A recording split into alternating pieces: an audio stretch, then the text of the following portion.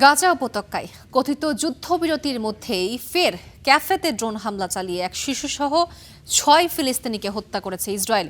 একই সময়ে অধিকৃত পশ্চিম তীরের হাসপাতালে হামলা, বাড়িঘর ধ্বংস এবং ফিলিস্তিনি বন্দীদের মৃত্যুদণ্ড দিতে ফাঁসির মঞ্চ নির্মাণের উদ্যোগে নতুন করে তীব্র উত্তেজনা ছড়িয়ে পড়েছে।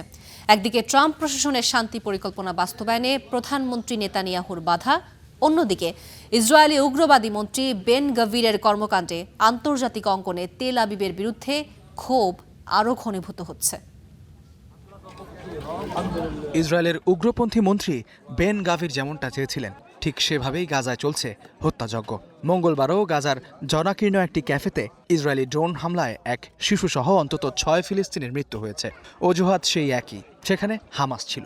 এ নিয়ে কথিত যুদ্ধবিরতির পর হত্যা করা হলো ১,২৬৬ জন ফিলিস্তিনিকে।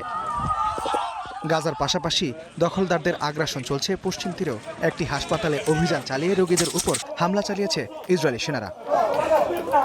পশ্চিম তীরের মাসাফের ইয়াত্তা এলাকায় গুড়িয়ে দেওয়া হয়েছে ফিলিস্তিনিদের বাড়িঘর ও পানির কূপ। কুসরায় ইহুদিদের সন্ত্রাসী হামলায় আহত এক ফিলিস্তিনি মার্কিন নাগরিক, যার নিন্দা জানিয়েছে এটি সন্ত্রাসী কর্মকাণ্ড বলেছে স্বয়ং তেল আবিবের মার্কিন রাষ্ট্রদূত মাইক হাকাবি।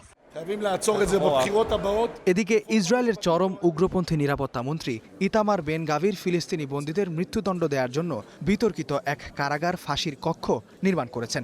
গাজায় প্রতিদিন ৩০ থেকে ৪০ জন ফিলিস্তিনি হত্যার উস্কানি দেয়া এই ব্যক্তিকে বৈশ্বিক মানবাধিকার নিষেধাজ্ঞার তালিকায় অন্তর্ভুক্ত করার প্রস্তাব দিয়েছে ইউরোপীয় union. Istihadul Mahmud, Star news.